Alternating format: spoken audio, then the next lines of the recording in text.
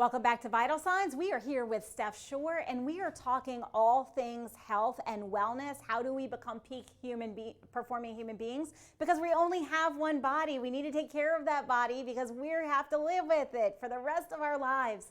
Steph, before the break, we were talking a lot about technology and technological advances in health and human performance, but I want to shift gears now. You are an optimal health coach, and so you're very, very passionate about becoming the best, most healthy, high-performing human being that you can be. What are the pillars of health? I have to say, we can start with diet because so much of our health is involved with our diet.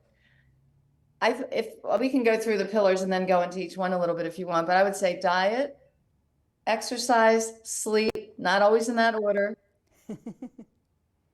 There's also the whole component of mental health, and we haven't really talked about that yet. What are your relationships like?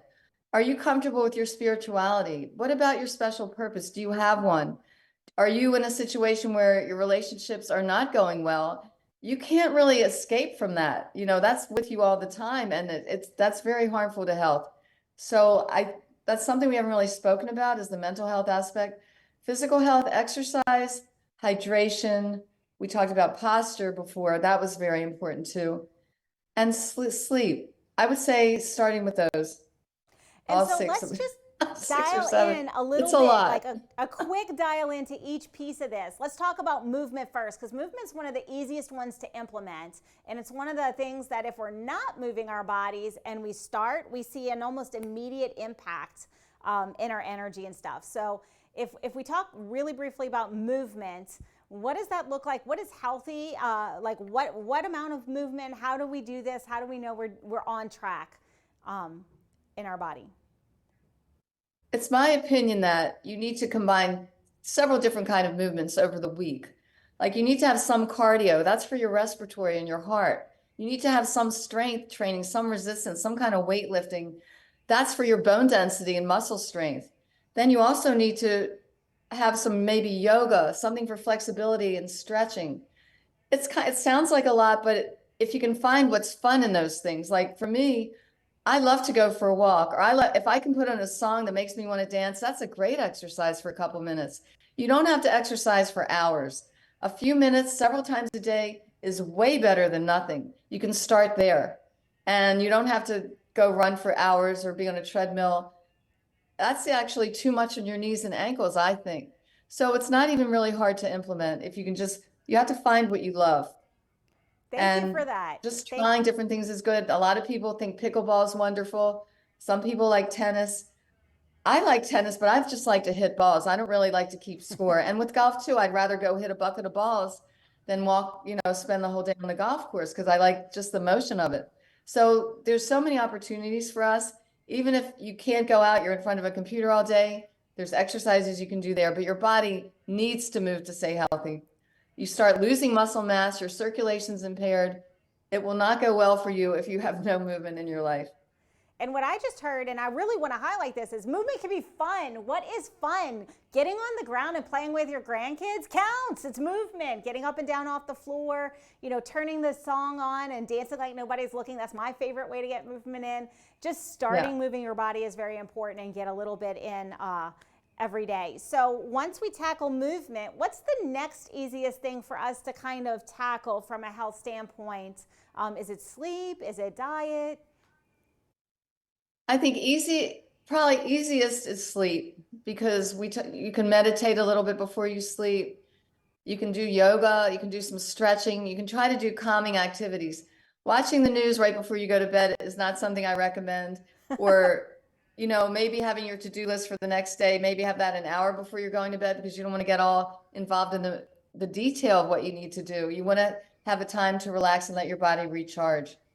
I would say I would say that, but diet's really diet's usually important. So the first thing I would think of would be great to do is to review what is your normal day? Maybe keep a food diary. Are you eating snacks all day? Are you eating too much carb, too much sugar? Most of us are. And if you look at the propensity of obesity and cardiac problems and diabetes in this country, it's all because of the overeating and the too much sugar. And we can fix that. We don't need We don't need to get really sick to have to work back from our symptoms and, our chronic conditions. We need to prevent the chronic conditions by making good choices. And it's a learning experience. The thing again is to be kind to yourself and realize we have not been taught really how to do this. So it's kind of everyone has their own path, their own nutrition perfect setting. Like what's good for me, you might be allergic to, or you might have inflammation from. It's a quest. Thank you for sharing that. And Steph, so we talked about sleep. We talked about having a wind down period, not wine, W-I-N-E, but wind, W-I-N-D, down period before bed so we Yes. can get some good rest. And I always look at the foundation of health is actually sleep. So thank you for talking a little bit about some of the ways that we can wind down and have good quality sleep. And then I agree with you that what we put in, garbage out. We're only as good as what we fuel our body with. And so if we're looking at this and we maybe want to get started, I believe you have an assessment on your website that people can kind of look at to see how do they fall on the health spectrum. Can you tell me a little bit more about that? Absolutely. On my website, livethehealthyouwant.com, there's a free health self-assessment where you can answer questions on a scale of 1 to 10 or whatever, where you feel you are in your physical activity, how about the health of your diet? And when you submit it, it'll come to me, but it'll also send it back to you so you can use that as a baseline. And you can see, where do you feel like you need the most help or you need to direct your attention to the most? For a lot of people, it is sleep. We're so busy. We're so stimulated by so much that's going on. And we have so much opportunity. Every little thing you do to improve your health has an impact. Your body is very receptive to any improvements you make. And you'll find that if you can eat really well for one day, like keep the maybe have one starchy carb and maybe have your fruit earlier in the day because of the sugar, and eat lighter late at night, maybe a salad and some protein or something like that, and stop eating 3 hours before bed. Have one day where you try to really just try that out, see how you feel the next day, see how your energy is. And I think you'll be pleasantly surprised. Absolutely. And one of the things that we talk about a lot, because we see each other a lot. For those who are watching, I know Steph quite well. I believe in all the things that she's talking about. One of the things we talk about a lot is kind of habit stacking and taking the small steps. And actually, I believe your brand is Small Steps with Steph. So I do have that. what does that look like? If we're looking at our overarching health, we've taken your self-assessment, we know where we fall. What is define a small step in health? What does that look like? I think the smallest, easiest step you can take is to see if you're drinking enough water, because 90% of the people aren't. And I'm not saying to overdrink water either. Drink for half your body weight, 1 ounce of water. So if you're 150, 75 ounces of water is a pretty safe starting point. Like anything else, there's the Goldilocks zone. You don't want too much or too little, but you can drink too much water, but it's kind of difficult. Most people aren't drinking enough. And when you drink enough water, your digestion's better. All your cells are nourished. It's kind of important. That's one of the most important things. Sleep is all important as well. If you're not getting enough sleep, for a lot of people, you're not doing the repair your body wants to do and needs to do to keep you healthy. And so I really appreciate that you said that our body is predominantly made up of water. We are a population who is chronically dehydrated. So I like that you start with the water. One of the things that really helped me when I realized how I was not getting my intake was that I would have a glass of water by my bed before bed. And the first thing I do in the morning is I drink that, because you're asleep for 6, 7, 8 hours, hopefully 7 or 8 hours. That's not always the case for me, but replenishing that is so incredibly important. So thank you for focusing on that. And as we do these small habits, really one of the things that I've noticed is we try something on, and then the minute that we forget or we fall off the wagon, we beat ourselves up. So how do we keep from having that happen? How do we continue to move forward in momentum after we start? So sometimes you need a coach for that, to help be accountable. It is very easy to slide back.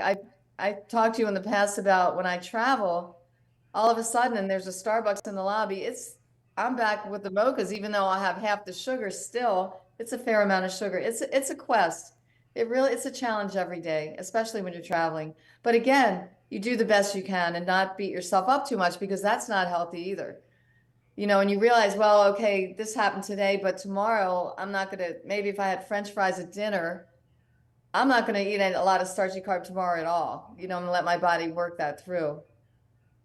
But Absolutely. honestly, our bodies do the best with what we give it to. But if we constantly make choices that aren't good, like if you do healthy choices like 80% of the time and 20% of the time, I mean, you have birthdays, you have occasions, you have family events. You don't want to be the one in the corner with a sour face because you can't eat what everyone's eating. You want to be able to wend your way and make good choices and still have your social. Hopefully you have a good family setting and you have meals together. And that's really important occasions. I have been the one who wouldn't eat anything. It's not a pretty situation. Well, thank you so much, Steph. We do have to take a brief break, but you have just heard it here. Follow the 80-20 rule. If 80% of the time you're on point with your nutrition, with your sleep, with your movement, the 20% of the time when we go have a piece of cake is not going to completely unseat us. As always, this is educational purposes only. Before you try any new exercise, diet, etc., make sure you consult with your practitioner. Thank you so much for sharing, Steph, and we will be back after these messages. Thank you so much for having me.